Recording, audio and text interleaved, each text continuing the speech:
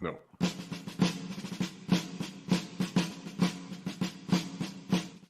Hey, everybody. Welcome back to The Collective. We have another awesome show for you all today. I'm very excited, but I'm also very sick. So please don't mind the voice, and it's going to be a good show. Before we go too far into anything, and before we get into any conversations of old college and all that stuff, I want to remind everybody to like the channel, subscribe to it, hit the notification bell, do all that good stuff. That way we can keep doing these things because it's good times. So you're not just talking sexy to us right now. That's true. I was just wondering if it was a Shure MV7 filter that you'd placed on the software there. No? Well, I have the dark tone going, so it gives me that like. Yeah, you might want to go onto the natural or the bright setting, I'm thinking.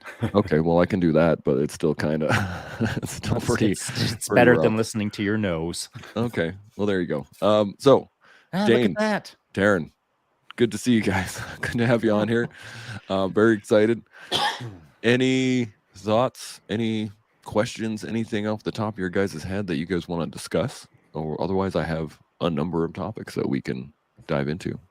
Well, just really quick, I'll set the stage with this, that Terran, this is your second time on, of course, and viewers have had a chance to get to know you to some degree. And, of course, Dane is new to the podcast, and I spoke a little bit about how large and in charge Dane is on my IG live chat a couple of days ago, but I just wanted to establish that Dane is to some degree, I would say, a professional athlete, and has been a professional athlete for quite some time, sponsored by many countries, shredded all over the world, big in the air, and also good on a bike, and cinematography, photography, and is well regarded by all his sponsors and etc. It's kind of boring story.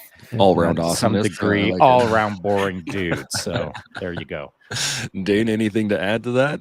Yeah, thanks, Shaun. I guess a quick background. I was born in Australia and grew up in Roslyn, BC since I was 1 year old in the wintertime and Alaska in the summer. I was always really big into pursuing sports. That's just kind of what I was the most interested in. And motocross in the summertime and skiing in the winter. I used to watch Crusty Demons of Dirt and Matchstick Productions films in the wintertime. And I pursued both those sports and had dreams of becoming a professional athlete in either motocross or skiing. And skiing was what I had been doing for longer. And so it really took off. And I'm still a big believer in pursuing our passions and creating our life. I like it. I like it a lot. And I'd just like to add something else, because Dane had made the reference to Roslyn, and I'd failed to add that piece. But what I've observed here in this town, and maybe one day we can use this as a topic, maybe when Dane comes back again, and with Terran, of course, it's a pretty interesting panel to talk about the subject of who you become is what you're surrounded by. And so Dane has been surrounded by, to some degree, a bunch of athletes in our town and a bunch of inspiring people in our town. So Dane might go big in the air in wintertime, but he wasn't born that way. He was inspired that way. Of course, he pushed his own envelope and then blew past his inspiring role models. But we are created by what we're surrounded by. And Dane is a pretty good example of that, I think. I like that, and it definitely is. I mean, we could go into it today if you wanted to, or I have the flip side of that. So let's. I'll put it to the panel. Which one do you guys want to talk about? Do you guys choose, buddy. You choose. It's all right. It's your game. It's my game. It's my your quarter. So this is what I was thinking, was the fact that Dane's been an athlete for a very long time. Terran's been an athlete for a very long time. Shaun, you've been an athlete for a very long time. I'm not much of an athlete, but I like to play sports. But the big thing that is consistent in all of that, disappointment. That's a good one. And there's lots of times where you think you're going to do well, or you think you're large and in charge, as you like to say, Shaun, and then you get hit in the stomach, and it is kind of soul crushing. So I wanted to talk about it, like how you guys deal with it, how you guys manage it, and how you guys develop your mindset around it. Who wants to go first? Who wants to dive into that one? I'm going to put Terran on the fire. Of course you are. Yeah, that's good. Yeah. So, yeah, a little bit of background. I served obviously 9 years in the Canadian Armed Forces. Rugby was my background kind of growing up, and then I had the opportunity to go to England and play rugby there, and kind of went into that origin story. I went and played in the actual town where rugby was created for the first men's rugby team ever, which is pretty awesome in my opinion. And no better place than to go and learn and to go. It's so good, right? And they kind of take it for granted because it's that's their thing. They do it every day, all day. So for me, I got there and there's I went straight to the school. There's a private school, rugby private school, and that's where the actual sport was created by Webb Ellis. And you're only allowed in there if you're an alumni. And I got there the day of. My buddy took me straight there. I took my shoes off and I started running barefoot through the fields. Got yelled at. Get out of here! You're not allowed in here. Get out of here, you ginger! Having a great time, enjoying life. Playing rugby. Blew my hamstring out mid. Scoring a try mid try, felt it pop. A little bit of a setback. And I spoke about this at the last podcast. I was like, okay, where's my silver lining? Because everything has a silver lining. Disappointment is disappointment, but there's a lesson to be learned there. So at the time I was talking with Bobsled Skeleton Canada, and I had never done it before. Obviously, Shaun, you've gone down and Yeah, it's a fun time. experienced the wild ride. And so I came down to Calgary. That's where I live in Cochrane, just outside of Calgary now. And I did the dry land training and got invited to come be on the team, the developmental team. And things are going really good.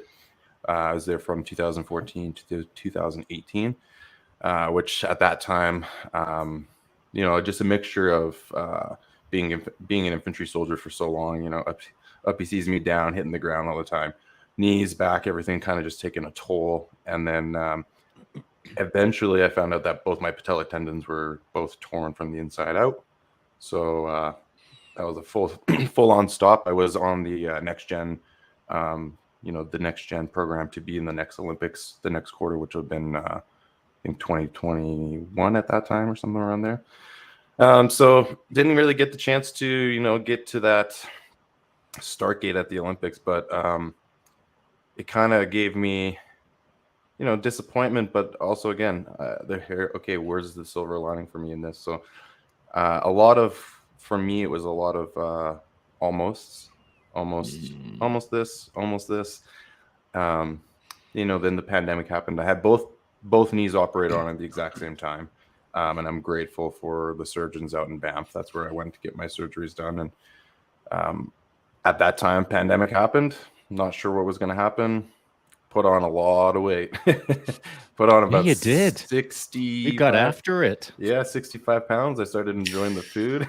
Yep. When you go from, and Dane can attest to this, when you're training, every day, 5 hours a day, working out, you can eat and drink whatever. Well, not the beer, but like you can eat and drink whatever you want, right? It's just going in and going out. It doesn't really, you don't have to worry about it. So then the pandemic happened and I'm like, okay, the weight goes on. I start feeling crummy about myself, not liking the person that's in the mirror. And again, I'm like, okay, where's the silver lining? I haven't been back to rugby in a long time. I had just moved to Cochrane and I thought, okay, I got to get back to my roots. My roots are rugby. So I went back to rugby. I did a season where it was a shortened season because the pandemic had just kind of ended. So they gave us 5 games. And in those 5 games, I realized I'm out of shape. I need to run more. And I don't like breathing this heavy anymore. So I made a goal to myself that, okay, the next rugby season, I'm going to show up the way I know I can show up. So I showed up go ahead. I showed up that way and I ended up I was trying to get on Team Canada over 32 rugby team. And you were looking good. Yeah. I was like, not only were you looking good, you were looking stoked. I was enjoying life again. I was enjoying being me again. And I didn't get that call, but I got the call to go and actually play against Team Canada for the American Raptors, which is the US's feeder team for crossover athletes, football, track, that are, they've got the talent and they've got the genetics and they're just, they might have not been just the greatest at what they're trying to do. They're the almost, right? So I got a chance to go and play with them and was fantastic. We lost, but I was the, not to toot my horn, but I was the only guy who got to score a try against Team Canada, which was kind of bittersweet for myself. Nice, right in their face. Hang on a Yeah, sec, bro. That's kind of unpatriotic. It was definitely foreign. I got an American flag on me with the eagle, and here I am playing against some of my childhood idols that were playing for Team Canada. Fast forward 2 weeks later, and I'm just in a league match and got my fibula clean break in half. Yeah, that was wicked.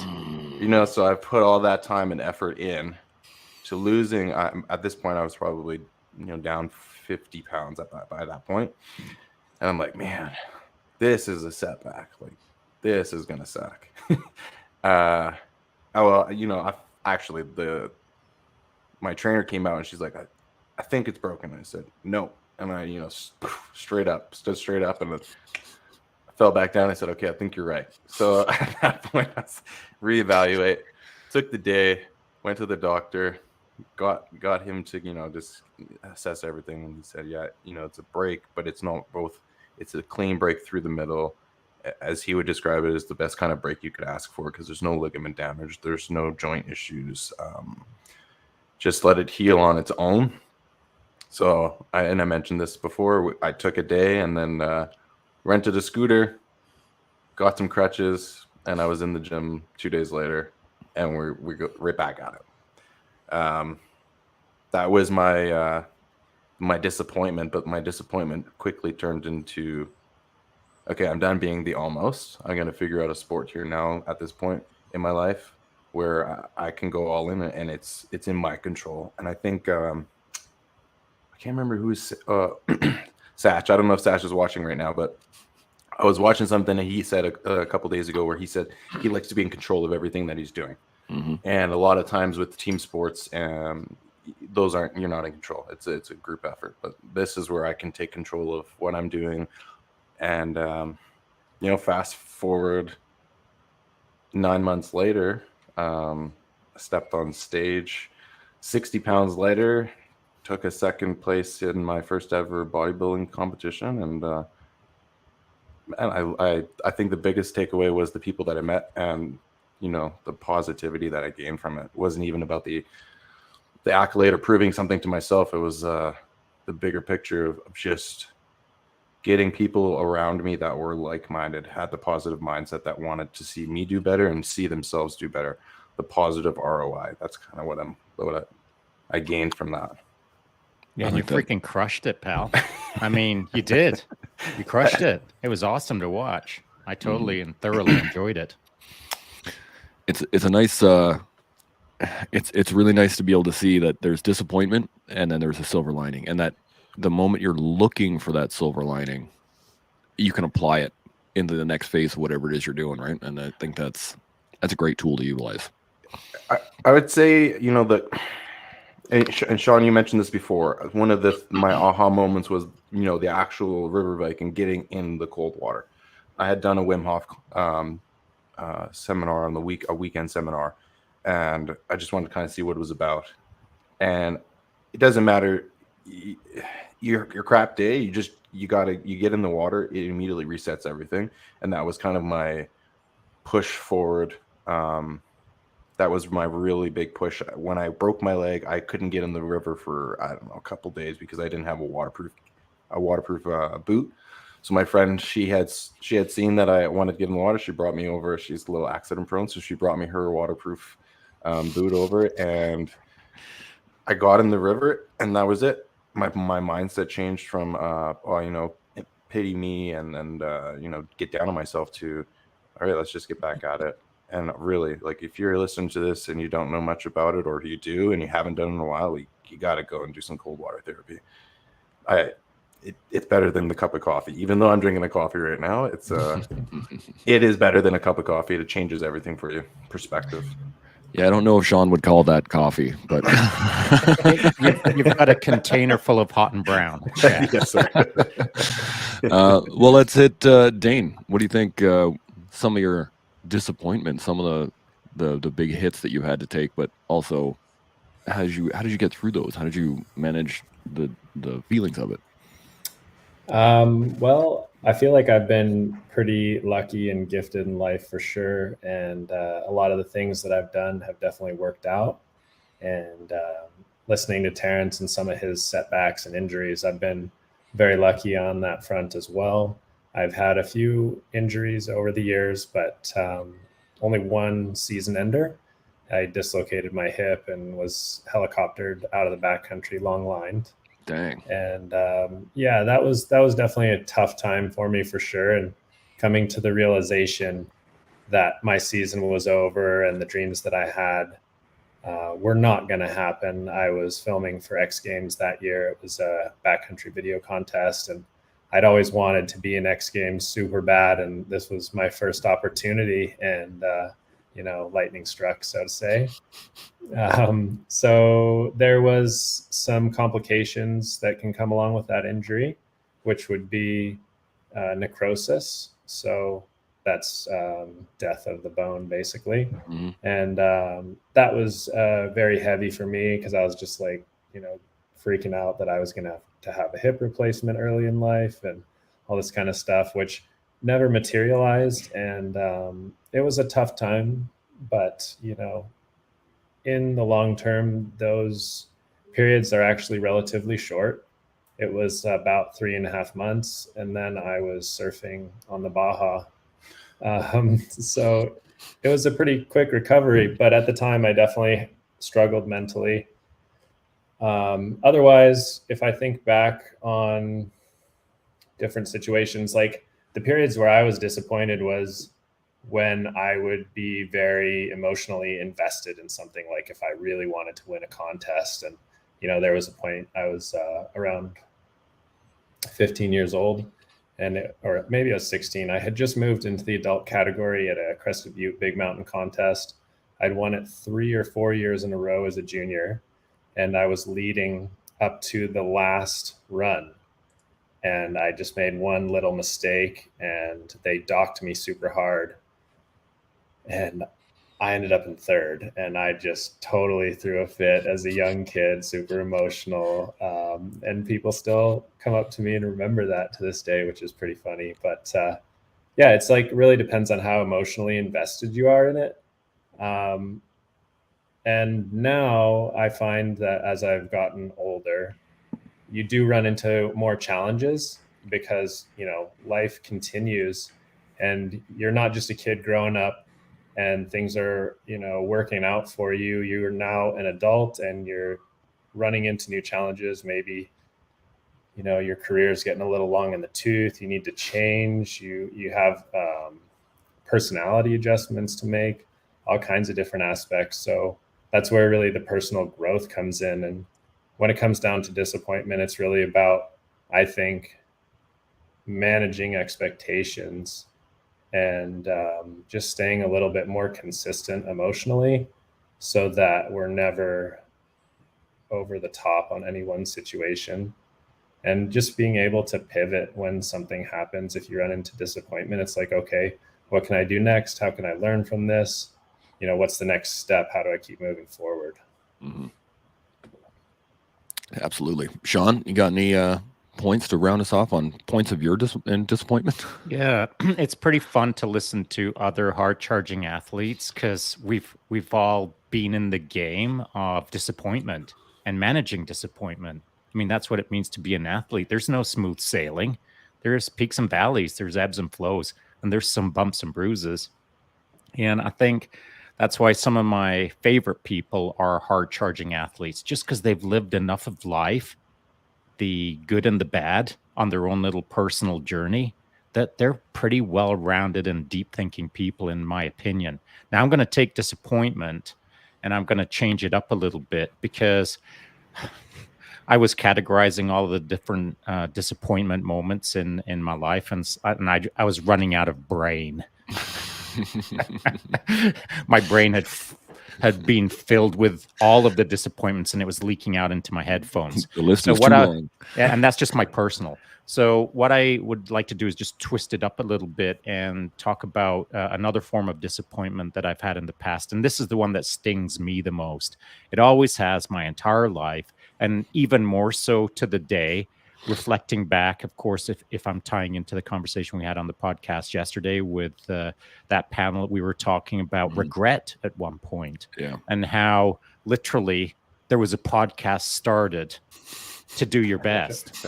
And so that's the only way I know how to control my own real-time regrets is right now as I'm in front of this microphone. I'm trying to do my best so that I don't regret it later today that I botched it because I was not doing my best. So with disappointment, I can to some degree manage my own, but where it really stings for me is when I disappoint my team. And so the thing that came to mind, and it's an unusual example, but it should get the point across quite clearly. And it's unusual because it doesn't seem like a big deal. It's kind of minor in context of the massive amounts of disappointments where I've let down the team in much more important circumstances. And so the setting is this: over in the United Nations deployment to Cyprus in 1986 with 2 Commando. I was a good soccer player, and I was out on the line doing my duty, 12-hour shift out on, OP Charlie 100 or whatever. And Jeep comes by and says, "Get in. You're playing this afternoon." What? I was told I was on shift. I don't have any of my gear. Get in. We'll sort it out on the way. So I'm in all my fighting order, weapon, and all of that good stuff.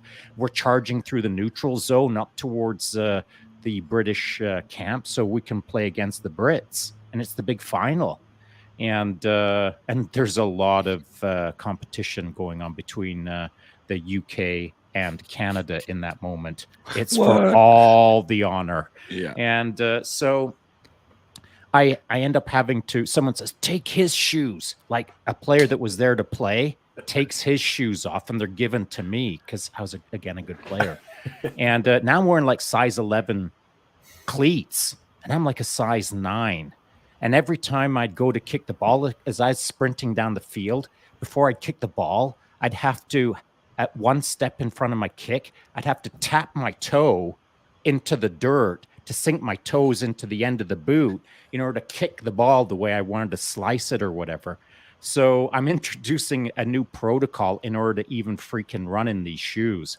So at the end of the game, it's a tie and it goes down to a sudden death. And our commander at the time over there was Major Pete Kenward. And I really looked up to Pete Kenward. He was a great leader. And he looked at me and said, "You're going to be the last guy to shoot for the team." I was like, "Sir, I'm not wearing my shoes. These are way too big for me. You'll do okay. Do your best," kind of routine. "Yes, sir." So bam, bam, bam. And it all comes down to my freaking kick. I've got to, as the last man to kick, I've got to put it in the net just to go to a tie and then another sudden death because the Brits are one up on us. So I line up and I'm like, 20 feet back and I'm tapping my freaking toe and I'm thinking, this is redonk. This is all kinds of wrong, but this is what I've got and I got to make it happen. So I get in and I give it a kick and what happens? Sure enough, my boot rides just down enough that when I go to do a smash that ball into oblivion, and for sure, I was a good soccer player, man. I could kick a ball through a net kind of thing. And so I velocity'd that, but a half inch before the ball. The toe of the boot dug into the dirt, and I dug a trough with the toe of that boot that was about that long and deep. And the ball rolled about 15 feet, 10, 15 feet, dribbled like, and stopped. And the Brits went off. They went mental. They're up in the air, cheering, high-fiving, and already cursing us out. I look back at my team, and they're all crestfallen. Like they're all staring at their feet, looking at me like, what happened? My commanding officer walks towards me and says, "Did you do that on purpose?" I'm like, oh, my God. Are you even kidding me right now? And so all I could say was, "Sir, I'm sorry." And that disappointment is the real stuff that stings with me. You let the team down, that's the one that I feel, you know what I mean? So I've disappointed me lots, but the moment I disappoint my team, that's the one that stings. That's a tough one. We got a couple of comments here. Paul Samplonia says, "No regret, Shaun." Yeah. And Dr. C is in the house. Good to see you, Doc. Says, "I have found an interesting correlation between top athletes and the soft community. When they hit an obstacle, that's all it is for them, an obstacle, to keep their eye on the prize. But of course, it varies." And that is an interesting point, is that the when you're an athlete, a high-level athlete, there's a lot of times that you're going to run into a wall that you just climb over. That I've seen. Yeah, it's interesting, really, when we talk about disappointment, because when I think back on it and I mention these moments, they're so small that I don't really find them to be really like disappointing things in my life. Everything that has happened has been such a short period in time. And like the comment says, we focus on the next stage. So I've been so focused on moving forward and, like, okay, I didn't win an award that I was nominated for, but I'm already thinking about next year. I'm thinking about the tricks I'm going to do. I'm thinking about the next opportunity. And so you're just always moving forward. So in my sense, really, there isn't a lot of disappointments. It's always just thinking about what's next, but still living in the present. I like that. Terran, you got any points? I do agree. And I do nearly on every single social media post that I put up, I hashtag always forward. And that's why I named my coaching company Forward Momentum Coaching. I really, truly believe in forward momentum. That's what I was taught in Tier 1. And I know that it works. It turns humans into awesome humans. And so it is super important to keep your eye on the prize, which is the thing next up. And so the problem with that is, if you're always looking forward, is not taking the time to reflect on what just happened. And that is, you were running towards the obstacle course and you smashed into a wall, fell down on your back, and now you're staring at the sky thinking about, well, what's next? The obstacle that's in front of you that you haven't gone through yet. And so, the idea being that it's great to stay focused in the near future. And I know that you fully understand this, Dane. But for some folks out there who would be listening to this, they don't have that professional athlete mindset and all of those experiences to be able to get themselves off the ground and look at that obstacle again and think, oh, I'm going to do it a different way, or, oh, I know ... So there is some reflection that does have to happen, of course. Absolutely. Terran, you got any points on this? Yeah, I think like Dane hit that right on the head, right? Yeah, I worked my butt off for 8 months straight with the goal of winning first place.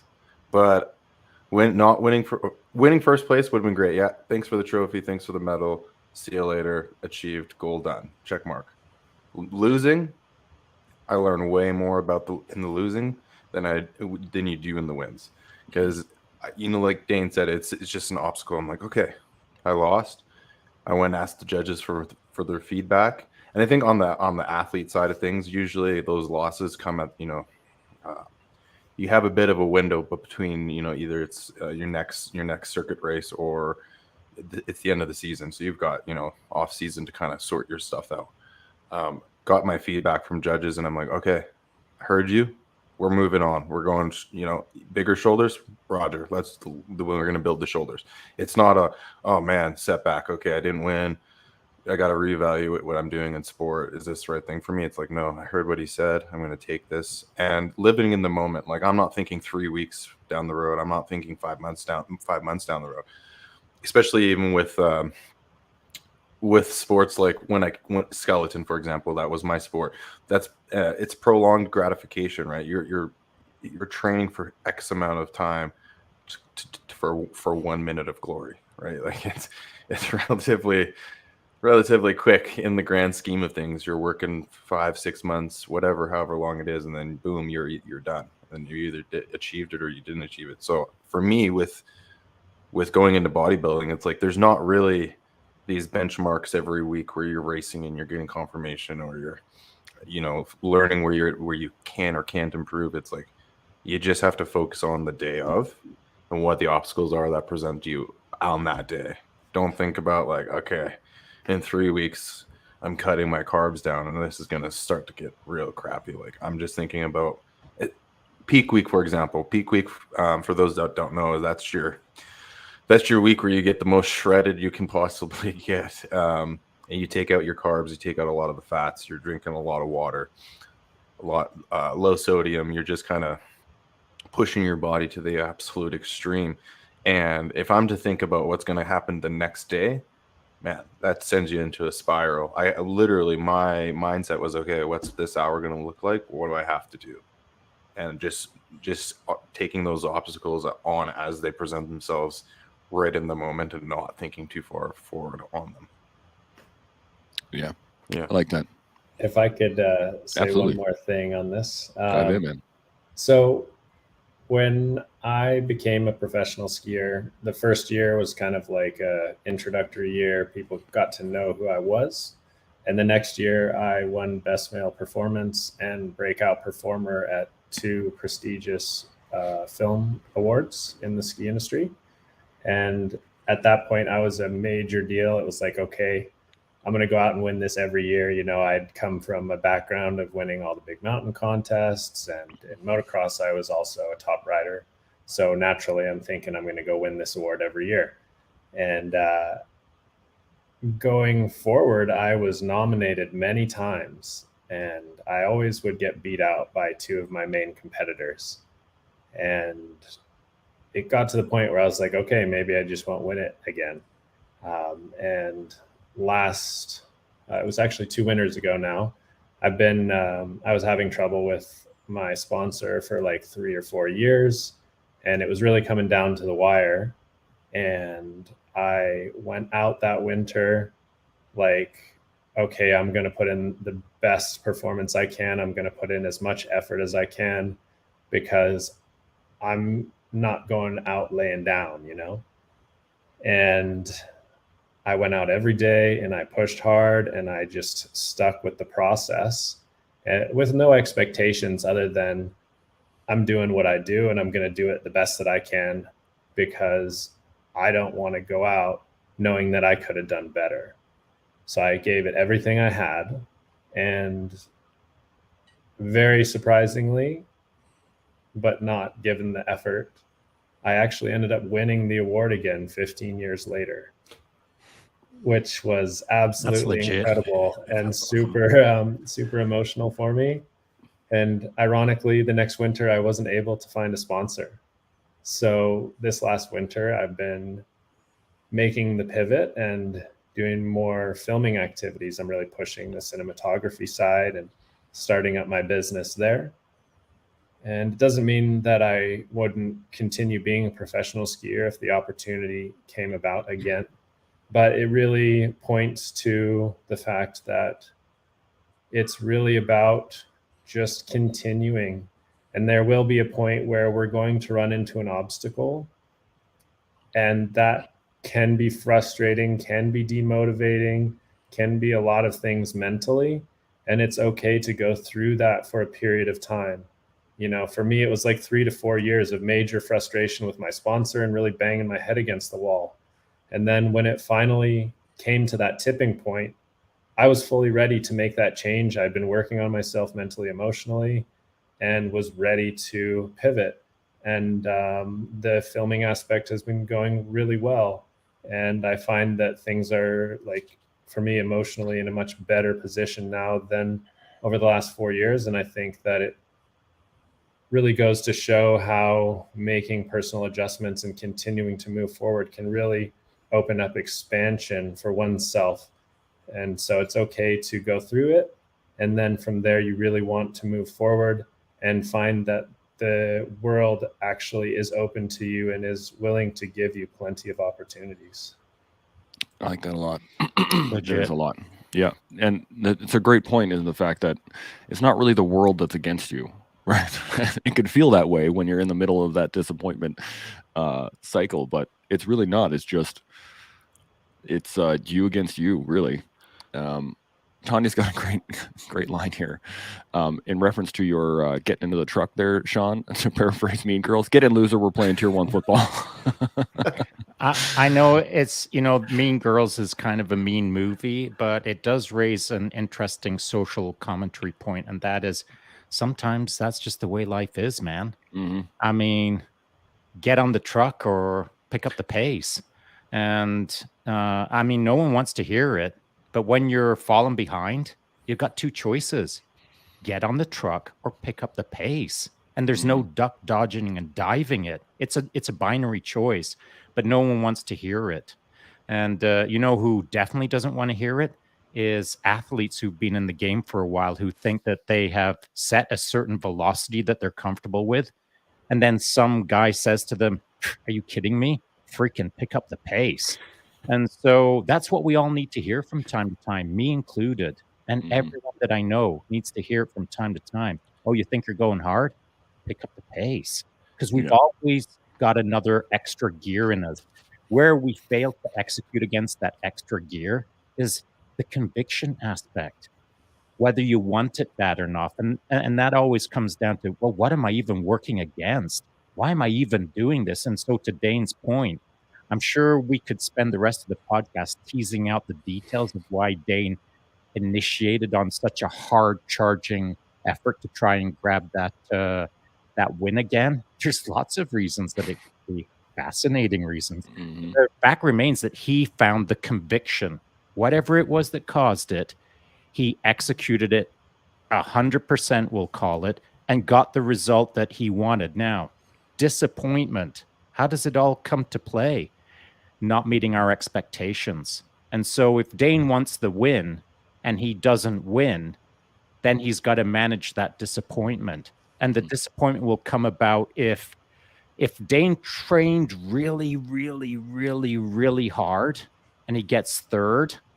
He might be bummed because it's the hardest he's ever trained in his life. Whereas 15 years ago, he kind of slack-assed it a little bit and still got the win. So contextually, we've got to understand what a win means. And I've always said this to my athletes. I swear, since I started my company for 15 years, I always said the same thing.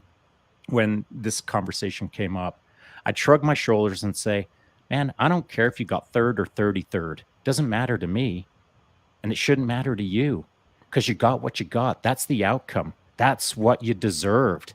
And as long as you did your best, then good.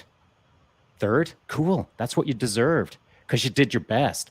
Now, where I'm unhappy is when someone doesn't do their best and they get third instead of first. So if you've got a first in you and you get a third, now we're going to talk. But if you only had a third in you, I'll call it only. If all you had maximum effort was a third and you got third, check. If you got second, I'm shaking my head and wondering why that happened. And it's almost like a negative to some degree that I've got to figure out. But for every athlete out there, it doesn't matter what your position is that you finish up with. That outcome is a result of a number of factors, one of the biggest being that's kind of what you deserved. I like that. It kind of comes back to the real question is, what's winning? Really? I mean, because, you can win, and if you half-ass it, is it really a win? But if you work your ass off and you come in second or third or fifth or 10th, but you put in everything you had, would that not be a proper win in my mind? I've seen athletes who've got 10th and are happier than athletes who've got first. Yeah. I think it goes back to actually our first podcast about you don't know what you don't know, right? Yeah. And I'll use my competition for example. I got asked after, like, did you leave everything out there? I left everything out there that I knew about, but I didn't really have a benchmark going in. I knew that everyone was going to work their ass off to get there. So all I knew is I got to work my ass off as hard as I can and make sure what I do is the best package I can put out there. Looking back at it now, I know what I didn't. I know what I left on the table because now I have a benchmark for myself of like, yeah, I left some things on the table, but it's more like, again, it's not disappointment. It's a lesson learned here. Now I've got a benchmark as to, all right, next year I can sit there and hold myself accountable at a higher standard or have a better expectation of myself based on losing.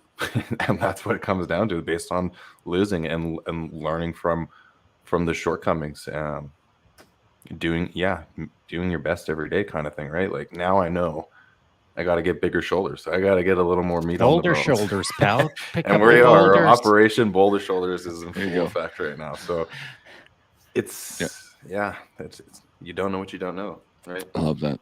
It's so true, though. We got another comment question from Tanya. We got a comment and a question, actually.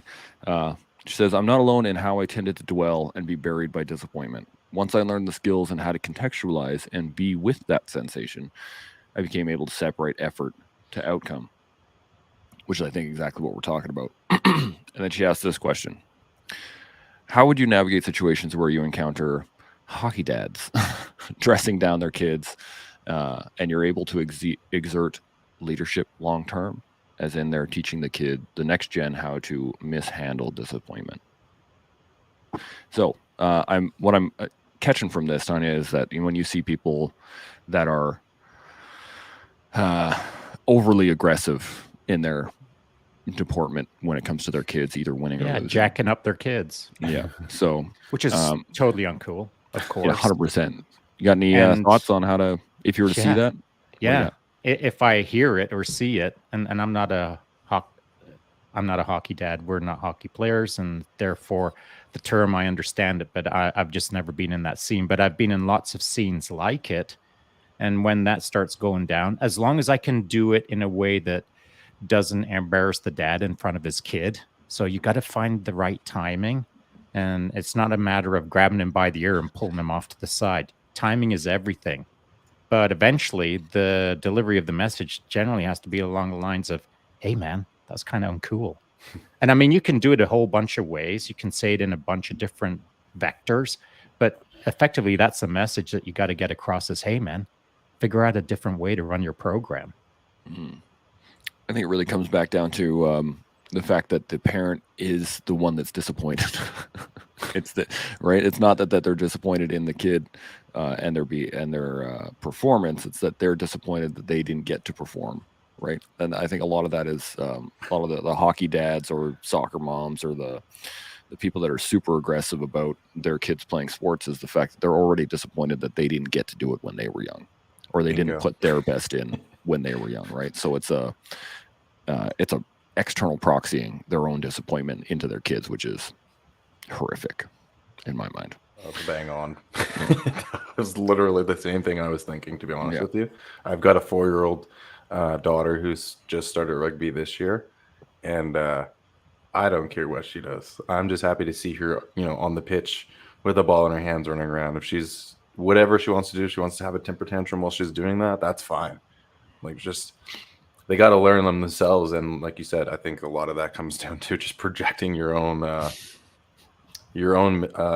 missed opportunities, maybe that people feel like. So it's, I could care less. Just have fun and let them do their thing. They're going to grow, and they're probably not even going to like the sport that you want them to be in, or dance or music or whatever it is. And if she hasn't gone through the chasing a butterfly on a pitch phase yet, which my boys both did, then that's what's going to happen next. I mean, let them do their thing, man. Chase butterflies, be all large and in charge at 5 years old. So that's for them to figure out, and that's for you to coach them through the process. And there's a difference between leadership and yelling at your kids like a goof. So big difference. Yeah. Both my boys are in jiu-jitsu, right? And I had to make an active process in my head that when they're on the mats, I'm not saying anything. It doesn't matter how much they freak out. Doesn't matter how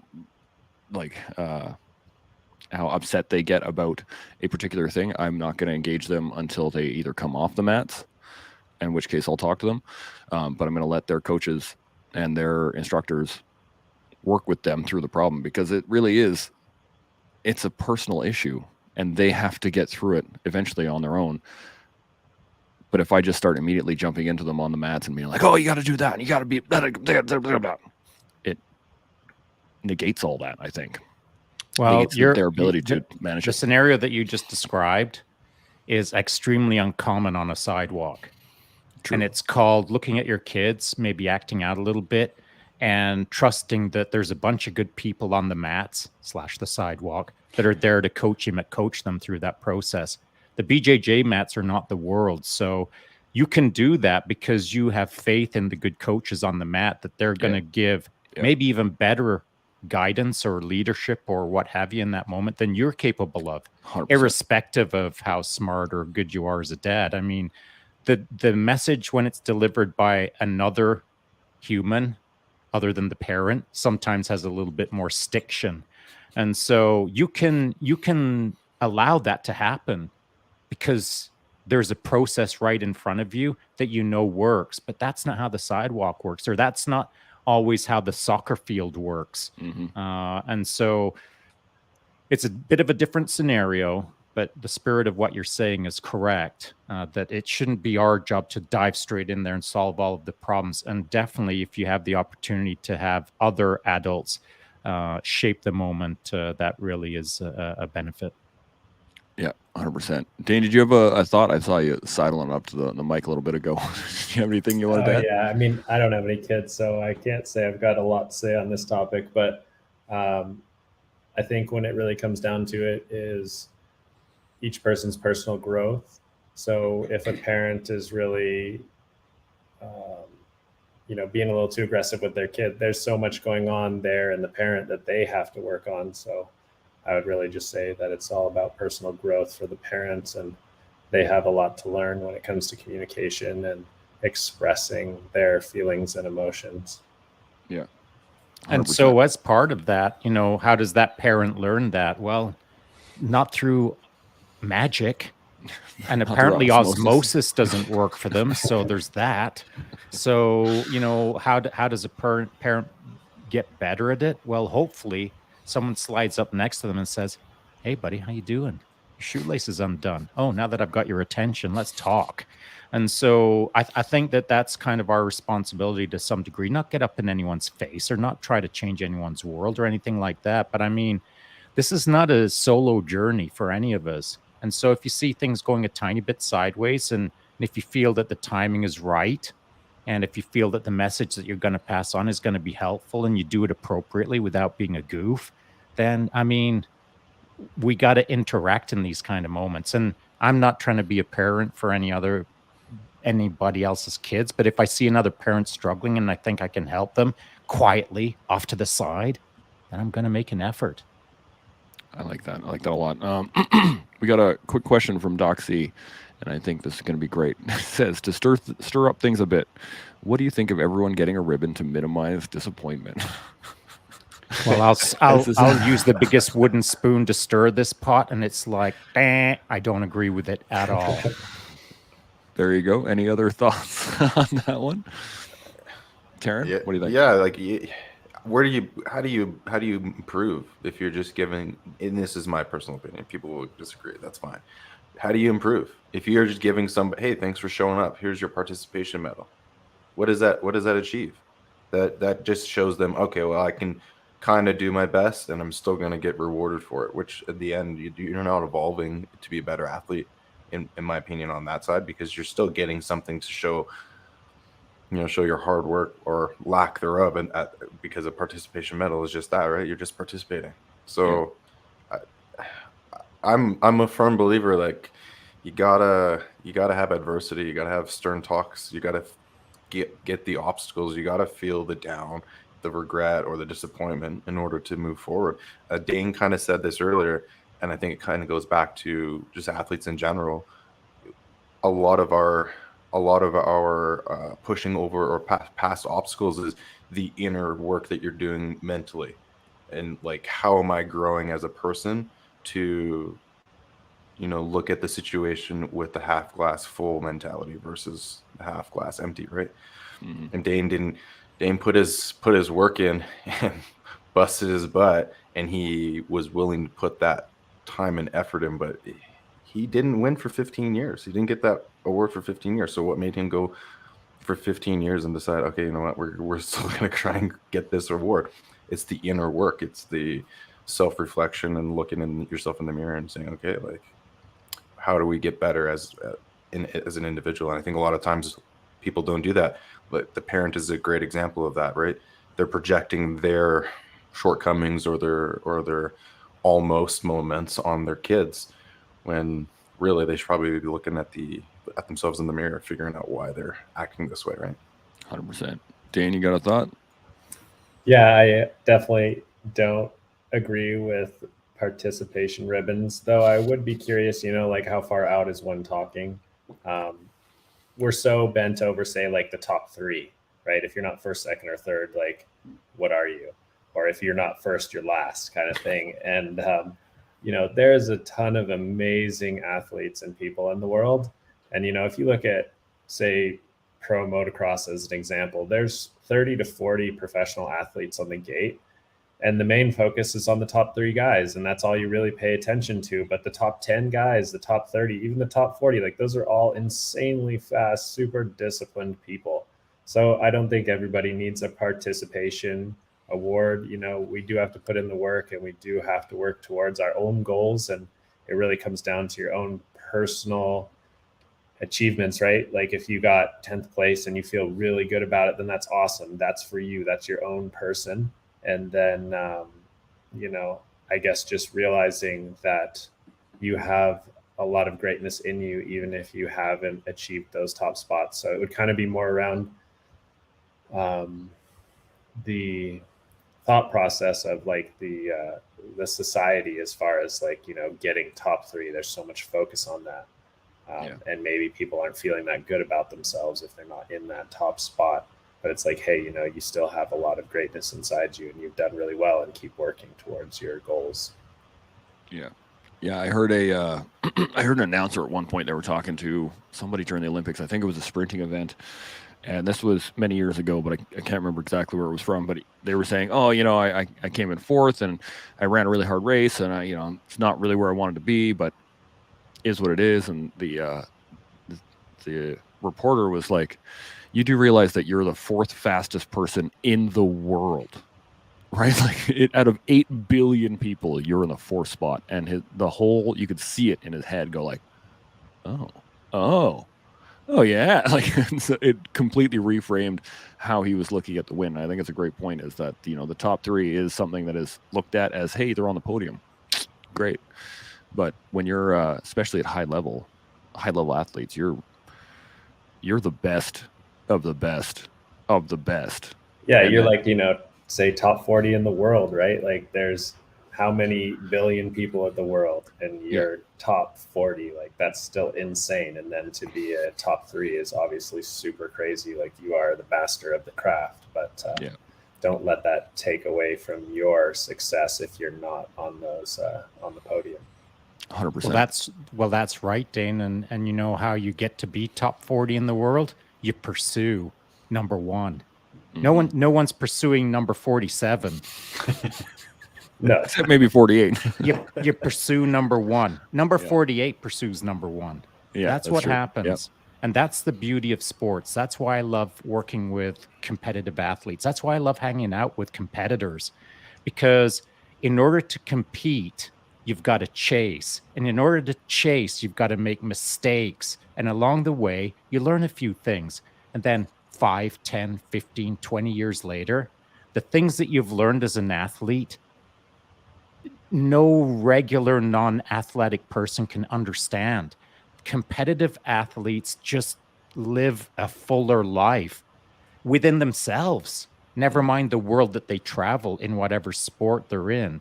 It's not about the external outcomes. It's about the internal outcomes. That's why there's nothing better. Well, there's lots of things better, but one of the things that I do enjoy is at the end of an evening after a mega hard event, everyone just chillaxing and nodding their heads and knowing that they put it all on the line. The outcome is the outcome. There's still laughs to be had. There's still more to do, but enjoy the moment as a competitor in life, not an attender, but a competitor in life. Whether you got a ribbon or not is unimportant to me. Just the fact that you're in the game, any game where you're chasing someone. I like that. We got a couple of comments and one final question before we shut her down, but I want to hit these. These are great. Satch in Motion, good to see you, Satch, says participation trophies minimize the work put in by those that put in the work or put the work in. And, Shaun and I have had this conversation quite a bit, is that with my own self was I had a really big issue with this when I was going through my training. Was I was looking at other people not putting in the work, and I was putting in everything I could, and they came out with the same cap badge as me. And so it was hugely disappointing on my part, because I was looking around going like, what the heck? But I did not take it to that next level of, it doesn't matter what they did. It's all up to me. And I think that's a big part of it too, is that yes, it does minimize the work if you allow it to. Does that make sense, Sean? Is that about where? Yeah, I'd say there's that sentence in and of itself could be an entire podcast. For sure, 100%. Oh yeah, we'll get into that for sure. Another point. I would basically say, if people are getting participation trophies and then say receiving a sponsorship for it at the same level as somebody that's winning, then for sure that is minimizing the work put in by those that are 100%, winning. Yeah. Otherwise, for sure, it might just be your own personal mental battle with being like, oh, they got the same type of award that I did, even though they didn't win or something. It's like, I don't know. Those are all good things, though. You know what I mean? Yeah, like 100%. literally an entire new podcast on that subject. Oh yeah, I'm actually going to keep that, and we're going to put that Yeah, in please there. do. And then the other comment was from Tanya. It says, while ignorance is bliss, I think people know when they didn't put out 100%, if only unconsciously. It comes out as insecurity, entitlement, and basically most of what you see on Instagram, which is, I think that's pretty accurate. It's not wrong. Yeah. And then here's the question from Paul Samplonius. He says, my 14-year-old girl also playing rugby. She'll be upping her game this summer with the city club, and she's nervous, of course. She'll be doing much longer turns on the field than she used to. Any advice? What do you think, Terran? I'm going to put. Oh no, Dane, you got a thought? Dane saddled up. You go first. There you go. Okay. My big advice would be to take it one step at a time. So as far as training is concerned, I would just go a little bit longer on each training day and really build up to that additional time that she's going to be on the field. That's how I approach my training, is really just like one step at a time, every day a little bit better. If one day I can't push that extra bit, that's okay. I'll just do what I can for that day. And the next day I come in and I can do a little bit more. So really it's just a progressive approach. And I think that'll work really well. I like that. I agree with that. I'd also say, and Dane, you're probably doing this at 14 as well, is not just thinking about the season, thinking about the postseason, the preseason. A lot of what you're going to get in your actual season is going to come down to what you've done on the off season and the hard work you put on that side of things, which I feel like, especially at that age,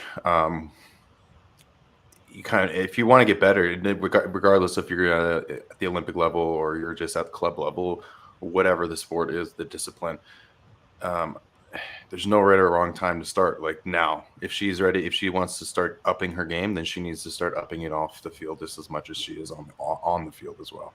That's what I would say, is just train harder on the postseason or off season, and everything else should fall into place when it comes time to be on the pitch. I like it. Sean, you got any thoughts on this? Yeah, really quick one. And it's just a rule of thumb. The way that you can look at the world is kind of like this. My meal last night, my last meal of the evening, was the meal that I ate for this morning's rip, my ride. So last night's fuel was this morning's performance. And so that's kind of how you have to run your life as an athlete, not just in food, but in everything. So, your 14-year-old girl is going to a city club. That's a level. So that's your last night's meal. She's now performing in that level of a club with an eye towards the future of the next level, whatever that next level is above city club. And that's how I run my world, is I do what is required to do the thing that's up next. Same for rugby, same for anything. So you've got to keep your eye on what you're doing right now, why you're eating that very moment. But at the same time, you've got to split your mind into, I'm doing this now for this, but I'm also doing it for that in the future. So that's one point. One little tidbit on that. I was listening to a podcast and this guy said, he put in work for 20 years and then he became an overnight success. 100%. Heard that many times. That's fantastic. Before we shut her down, Tanya says an entire podcast could be done on the PsyOps 14-year-old girls who run on the pitch, which is 100%. But with that, any final thoughts on anything we've gone over on disappointment or training or anything that we've said so far? I'm going to put Dane, you're on the fire. I would really just say that it's about daily process and staying focused and understanding that this is a lifestyle and a long-term journey. So whether it's your sport or your job or whatever it might be in your life, if you're running into adversity, just really focus on creating a process for yourself that you do every day, no matter what, and that you are going to do for the rest of your life. And you believe that. That is my last words. I like it. Terran, final thoughts? Yeah, I would say embrace the feelings that you feel during the process, whatever that process is. And you got to love the process. Like Dane said, it's a lifestyle. It's not a Monday to Friday. You got to be doing it every day. And if you don't like what you're doing, then you need to find something that you like to do. That's my final thoughts. I like it. Shaun, anything to finish off? Yeah, disappointment. Seek it, chase it, get used to it. Because if you chase it and get used to it, congratulations, you're living a good life. If you're not disappointed on the regular, well, change your lifestyle, pick up the pace, get used to chasing some disappointment. Eventually, after 20 years, you'll be an overnight success. And have a process to deal with disappointment. There you If you're go. going to chase it, you have to have a process to deal with it. For sure. And by the way, Dane, you might agree or disagree with this, but guess what? Even if you don't have a process, but you do chase disappointment, eventually you'll learn a process. That's what I was going to say. You'll learn one very quickly as long as you're chasing it. Well, I really appreciate everybody. Terran, Dane, thanks for joining us, and all of the comments and questions in the from the panel and from the people watching. It's been fantastic as we, learn how to deal with our own disappointment. As we build upon our ability to manage said disappointment, we can grow as athletes, as people, as everyday livers. We'll see y'all tomorrow. Chimo. Chimo. Peace out.